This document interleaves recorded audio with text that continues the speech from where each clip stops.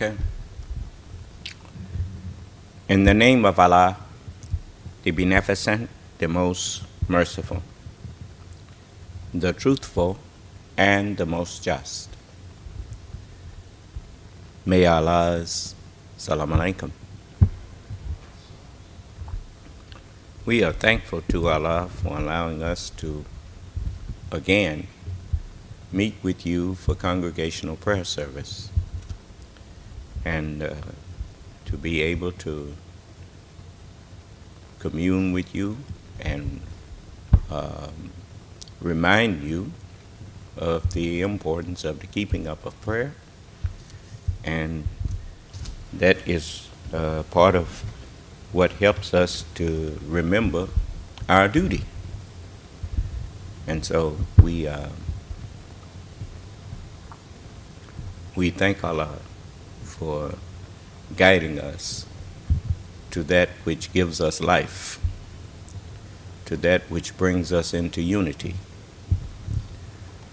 And when I say to that, I mean to that truth that brings us into life and unity. And so I want to take up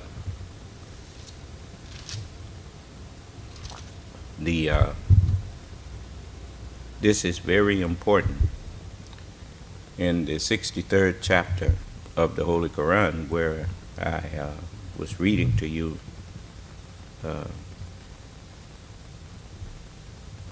last night on hypocrites. But there's a section in that chapter, section 2, that is an exhortation,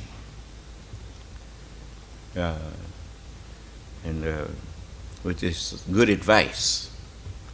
It starts at the 9th verse. It says, "O you who believe,"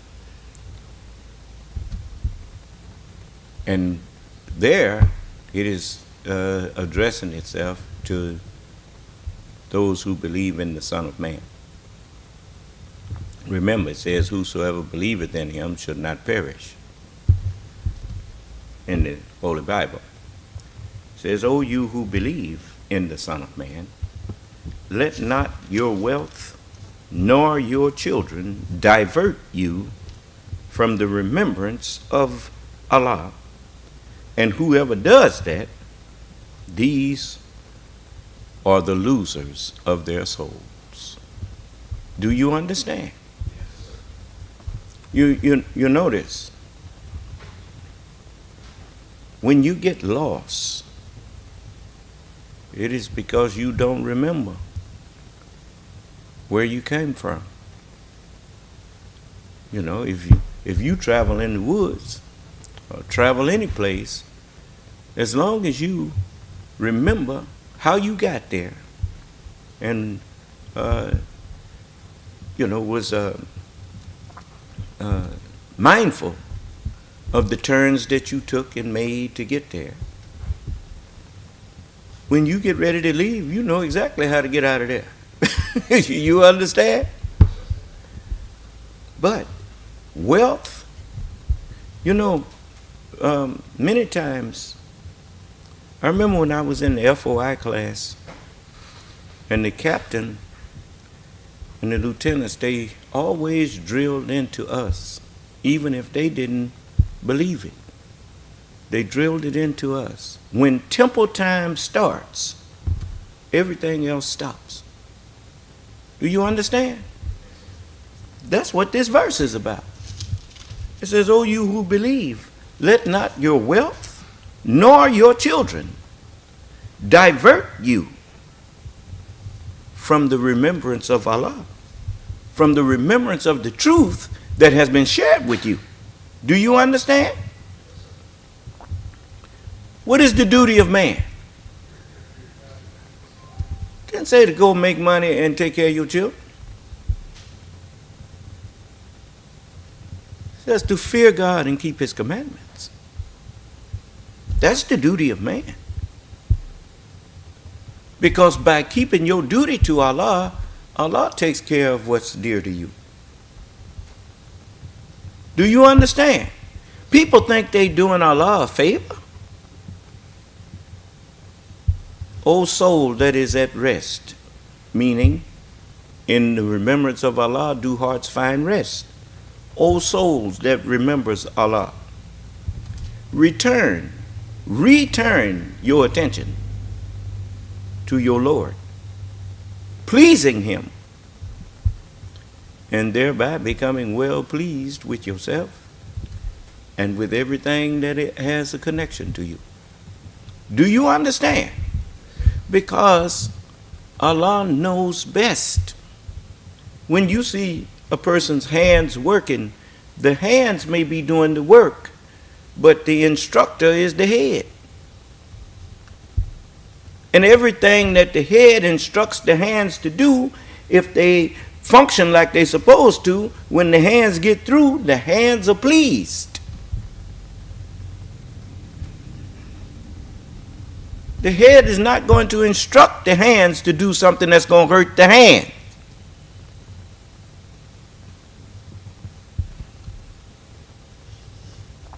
The head instructs the hands to build a house, and then who winds up living in the house? The ones who built it. You see? Make some clothes, who wind up wearing the clothes? Make some gloves, who wind up wearing the gloves? The ones that was used to make them. Huh? Okay, well, everything that I instruct you to do, you soon, if you ain't learned that by now, it's to benefit you. So, and whoever does that, as it says, O you who believe, let not your wealth,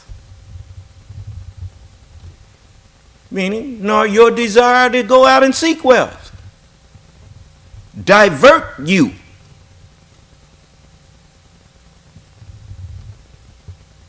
cause you to deviate from the remembrance of the truth that has been shared with you. And whoever does that, these are the losers of their souls.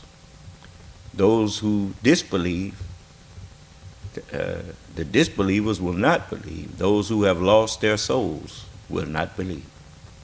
Huh? Yeah. And spend out of that which we have given you before death comes to you, to one of you. And he says, my Lord, why didst thou not respite me to a near term, so that I should have given alms? That's generally the one who wealth makes them niggardly, diverts them. Instead of saying, I got something to give to Allah now. No, I ain't no fool. I ain't gonna give this to Allah. What? You can't do that and be successful. Allah blessed you with it so you could give, so He could give you more. But instead, I'll show you an example. Allah bless you with a seed. If you plant it and cultivate it, then He bless you with a tree full of seeds, which means He just gave you an orchard if you will plant it and cultivate that. But if you niggardly, throw the rest of the seeds away. Do anything with it other than what it was given to you for. Huh? You notice, the earth is an example of Allah. These farms that we have came from Allah, the earth. Do you understand? And as we give the earth seeds, the earth gives back to us. The more you give, the more He gives to you. I didn't hear you. You have sustenance with plenty. Your cup runs over. Your coffers get full, and you ain't got nowhere to put them. And then you get a chance to show appreciation by sharing it with others.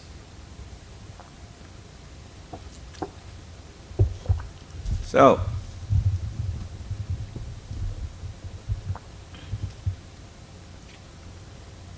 and spend out of that which we have given you before death. That's what happens when you forget Allah. Pretty soon you are lost. You die. Your mind begins to leave the light and enter into the dark. Do you understand? And then you are dead. As it says, spend time. That don't just mean spend money. Spend time practicing that which we have given you. What is that? Be not hearers of the word only, but what? Doers of it. Don't just amass wealth. Use it in the cause of Allah. Huh? That's what he gave it to you for. To use it. Not to sit up and look at it. So it says,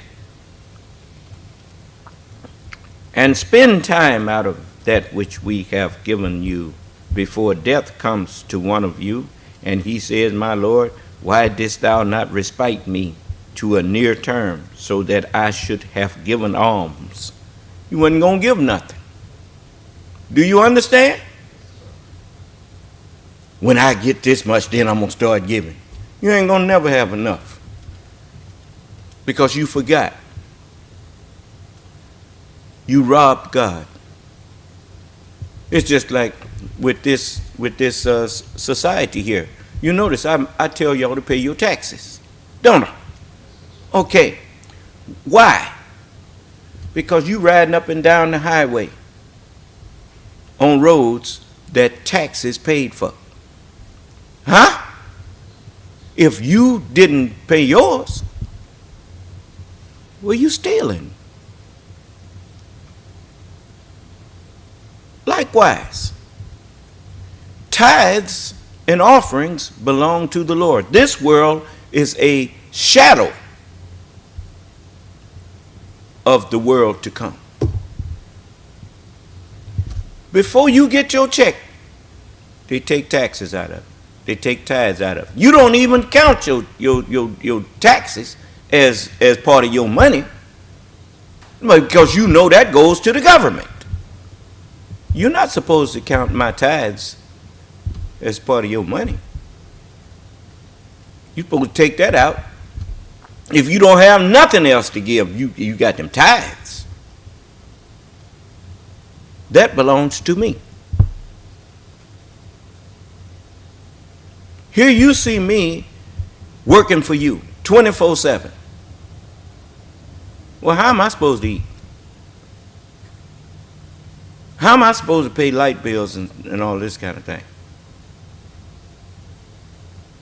If I'm going to work for you, then you ought to be gracious enough to make sure that there's meat in my house.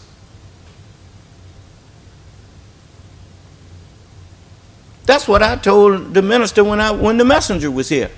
I told him, y'all can keep all the money. Just make sure that we have a place to lay our head and food in our stomach and clothes on our back. Y'all can keep the money. And you know, I'm a nation man, period.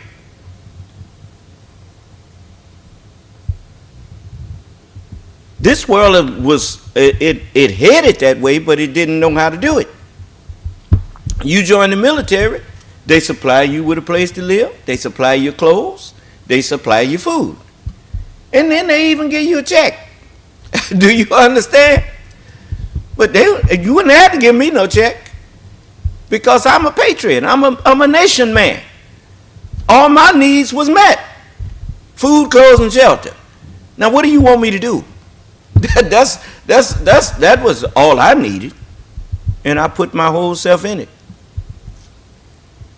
You know, I mean, I could gamble away my check because I didn't need no money. do you understand? So, you know, I told the minister, yeah, just fix it where, you know, when I was on the fish crew, I went and told him, you can keep the money. Said, yes, most of it I'm gonna give it back anyway. And so just make sure we have a place to live and food and clothes. Brother, we can't do that. We can't work you for nothing. And when he said that, I understood that he didn't understand what we was doing. He didn't understand what building a nation is. When white people first started, building this Western civilization here, white people just helped each other. There wasn't nobody paying nobody to help build a house and all that kind of thing. They just started building houses for themselves. They was much better off when they didn't have hardly nothing. They had brotherhood. But wealth and children made them forget about Allah's guidance and how they had been successful when they was just working together. Do you understand? Okay. Well. So it says, but Allah, as it says, and spend out of that which we have given you before death comes to you, to one of you, and he says, my Lord, why didst thou not respite me to a near term, so that I should have given alms and been of the doers of good deeds? You know how people say, I'm coming. As soon as I get myself together, I'm gonna come on in and do this. You're gonna put Allah off until you get yourself together. Oh yeah. If you could get yourself together, Allah wouldn't have had to send nobody to guide you. But anyway, but Allah respites not a soul when its term comes.